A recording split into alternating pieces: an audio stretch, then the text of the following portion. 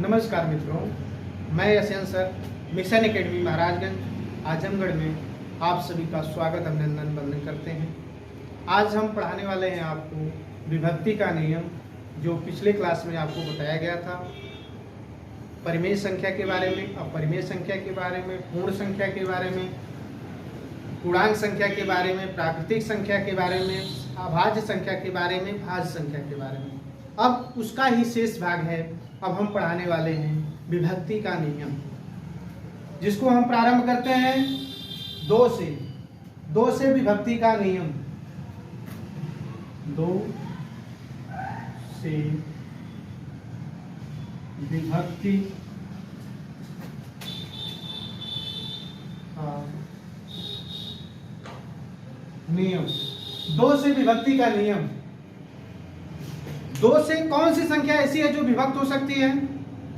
तो इसकी परिभाषाएं हैं, इसको हम रिफाइन करते हैं। वह संख्या जिसका इकाई अंक 0 हो या इकाई अंक 2 से कट जाए, उसे हम दो से विभक्ति का नियम कहते हैं।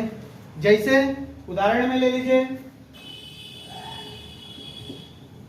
5 4 6 0। यह संख्या 2 से विभक्त हो जाएगी। क्यों? क्योंकि इसका इकाई अंक 0 है। अब हम अगली संख्या लेते हैं।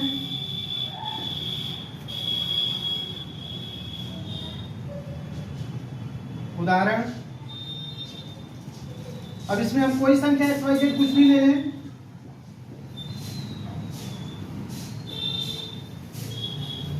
लास्ट में इसका इकाई अंक 4 है।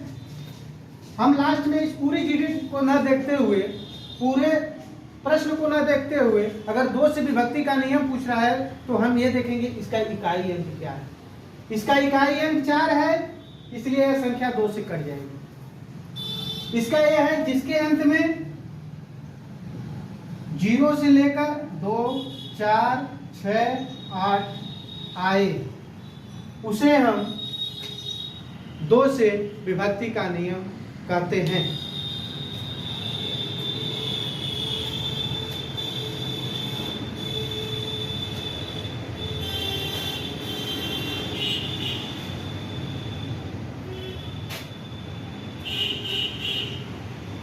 अब आपका पढ़ाएंगे 3 से विभक्ति का नियम। 3 से वह कौन संख्या है जो कट जाएगी, विभक्त हो जाएगी? क्योंकि हमको छोटी संख्या तो पता चल जाती है, जैसे 3 है, 6 है, 9 है, 12 है, 15 है, 18 है, 21 है। लेकिन जब संख्याएं बड़ी हो जाती हैं तो हमको पहचानना असंभव हो जाता है, जिसको हम क्या करते हैं, अपने कोई सरल तरीका से ऐसा ढूंढते हैं कि कम समय में उस संख्या को पहचान सके। आइए देखते हैं 3 से विभक्ति का नियम क्या है। वह संख्या जिसके अंकों का योग 3 से भाग देने पर शेषफल 0 आ जाए, वह संख्या 3 से विभक्त होगी। जैसे हम संख्या लेते हैं,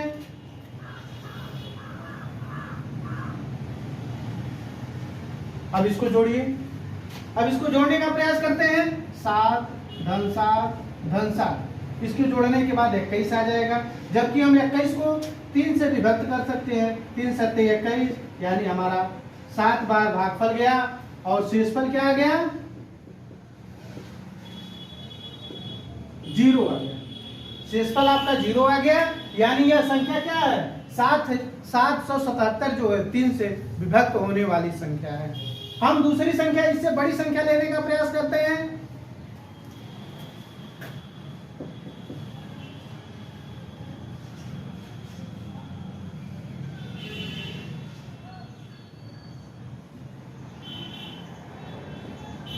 अब इसको हम विभक्त करने के प्रयास करते हैं। इसको जोड़िए, क्या आता है आपका, 7 5 12, 12 6 18, 18 2 20, 20 1 21, यह भी 21 आ गया। 3 से हम भाग करेंगे, यह भी संख्या कट जाएगी, शेषफल इसका भी 0 आ जाएगा। इसलिए हमको ये ज्ञात हो गया कि कोई कितना हो बड़ी संख्या हो, अगर उसका योगफल, कोई कितना हो बड़ी संख्या हो, उसके अंकों का योगफल अगर कोई संख्या प्राप्त होती है और उसको हम 3 से भाग देने पर शेषफल 0 आता है, तो वह संख्या क्या होगी, 3 से पूर्णतः विभक्त हो जाएगी। इसीलिए 3 का विभक्ति का नियम हम करते हैं। अब हम इसके बाद बताएंगे आपको 9 से विभक्ति का नियम।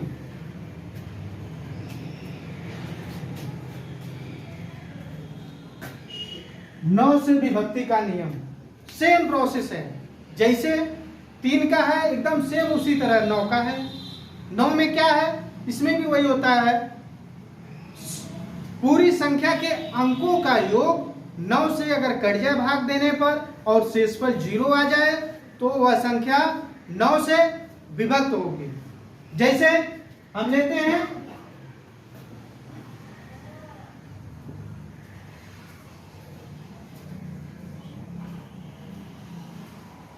7। अब इसको हम जोड़ने का प्रयास करते हैं। जोड़िए 8 7 15, 15 5 20, 20 7 27, यानी क्या हो गया 27। इसको हम विभक्त करने के लिए भाग देते हैं, 9 से भाग दीजिए, कितने बार जाएगा 9 त्रिक 27, यानी हमारी भाग चली जाएगी 3 बार, शेषफल आ जाएगा 0 आ जाएगा। इसलिए यह संख्या क्या है 9 से विभक्त होगी। यानी कोई कितना हो बड़ी संख्या आप ले लीजिए, अगर उसके अंकों का योग जो प्राप्त होता है उसमें हम 9 से भाग देंगे और अंकों के योग में 9 से भाग देने पर भाग पूरी कट जाए, शेषफल 0 आ जाए तो वह संख्या 9 से विभक्ति हो। 9 से विभक्ति का नियम उसे कहते हैं, वह संख्या 9 से पूरी तरह विभक्त हो जाएगी। जैसे हम एक बड़ी संख्या लेने का प्रयास करते हैं,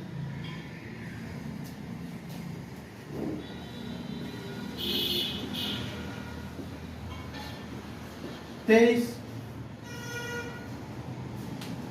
इसको जोड़िए 7 5 12, 12 4 16, 16 6 22, 22 2 24, 24 3 27, इसका योग आ गया 27।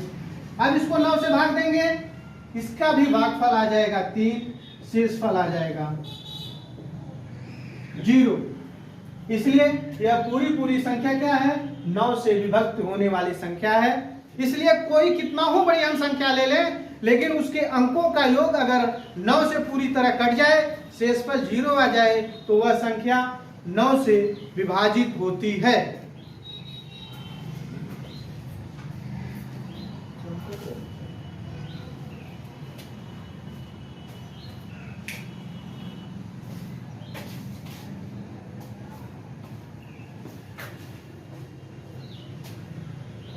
अब हम पढ़ाएंगे आपको 5 से विभक्ति का नियम। वह संख्या जिसका इकाई अंक 0 हो उसे हम 5 से विभक्ति का नियम करते हैं। और इसके साथ साथ अगर 0 ना हो तो क्या हो, जिसका इकाई अंक 5 हो उसे हम 5 से विभक्ति का नियम कहते हैं। जैसे आइए उदाहरण हम देते हैं आपको।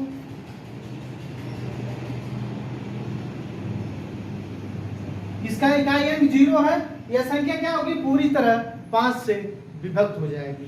जैसे हम हल करने का प्रयास करते हैं, कैसे होगी, तो सीधे हम 5 से 520 में क्या कर देंगे भाग कर देंगे। 5 सेकंड 5 के कट गया, 0 2 उतारिए, भाग नहीं जाएगी, 0 बढ़ा देंगे, फिर यहाँ 0 बढ़ा देंगे, 5 चौक को 20। इसलिए हमारा क्या आया भागफल आ गया 104, लेकिन शेषफल हमको 0 प्राप्त हो गया। यानी यह संख्या पूरी तरह से क्या होगी 5 से विभक्त होगी।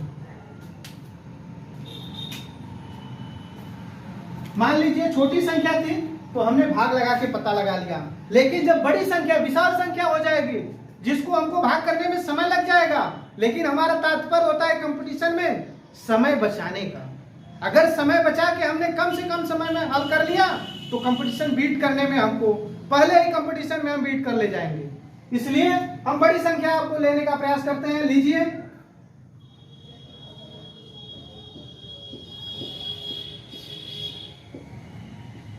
इसका इकाई अंक 5 है।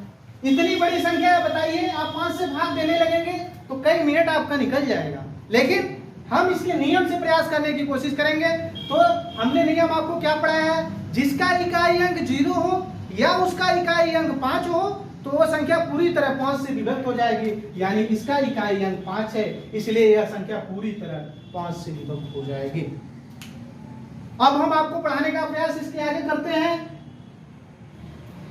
4 से विभक्ति का नियम, जो आपका छूट गया था, लेकिन उसका प्रोसेस थोड़ा सा अलग होने के कारण 4 और 8 को हम एक बार में पढ़ाते हैं।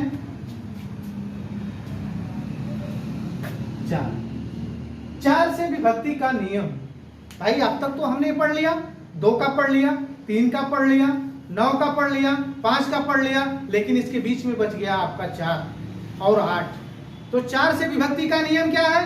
4 से विभक्ति का नियम वह संख्या है जिसका इकाई और दहाई अंक 4 से विभक्त हो जाए, उसे हम 4 से विभक्ति का नियम कहते हैं। जैसे हम कोई संख्या ले लेते हैं, जैसे हमने ले लिया 412, इसका इकाई अंक 2 है, दहाई अंक 1 है, यानी इसलिए 12 हो गया। अब हम 12 को 4 से विभक्त करने की कोशिश करेंगे। 4 से भाग दीजिए, 4 3 12, 3 बार गया, शेषफल आपका आ गया 0, इसलिए यह संख्या क्या होगी?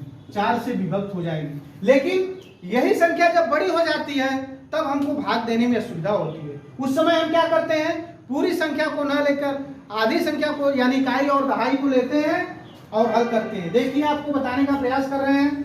जैसे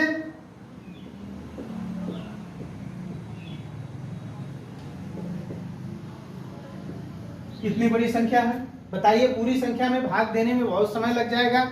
लेकिन हमने आपको अभी अभी बताया है कि विभक्ति का नियम वही होता है जिसका इकाई और दहाई अंक लेकर उसमें हम 4 से भाग दे करें और शेषफल 0 प्राप्त हो जाए, वह संख्या 4 से पूरी तरह विभक्त हो जाती है।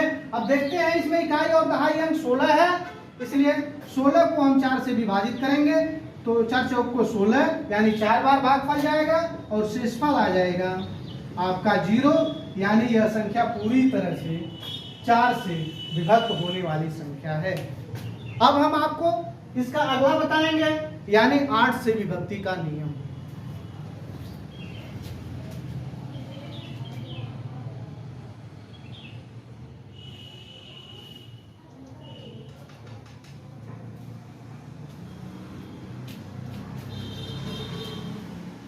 अब इसमें हम प्रयास करेंगे 8 से विभक्ति का नियम बताने जा रहे हैं आपको।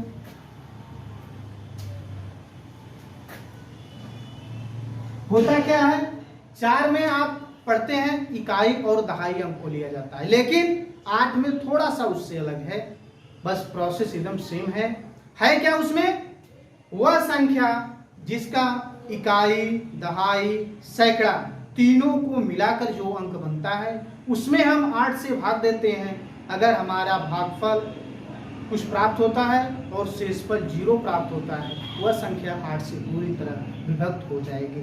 जैसे हम देखने का प्रयास करते हैं आपको,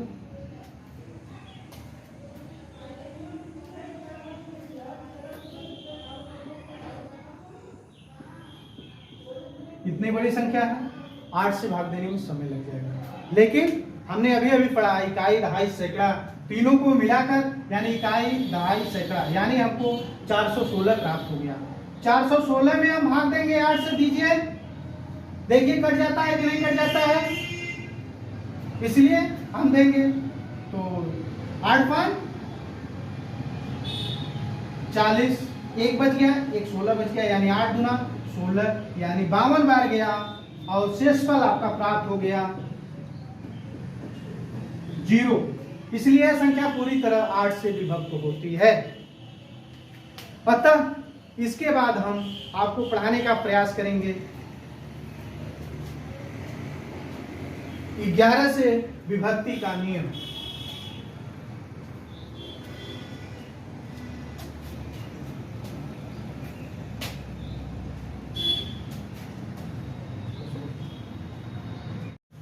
हम आपको 11 से विभक्ति का नियम चालू करते हैं, जिसमें आपको विषम संख्या के अंकों का योग एवं सम संख्या के अंकों का योग घटाने पर अंतर 0 आ जाए या कोई संख्या प्राप्त हो जो 11 से पूर्णतः कट जाए तो 11 से विभक्ति का नियम कहते हैं। जैसे हम एक संख्या लेते हैं, इसमें एक अंक पे ए है विषम संख्या पे, 3 पे ए है, 5 पे ए है, 7 पे ए है। इसमें हम अब विषम संख्या के अंकों का योग जोड़ने का प्रयास करते हैं।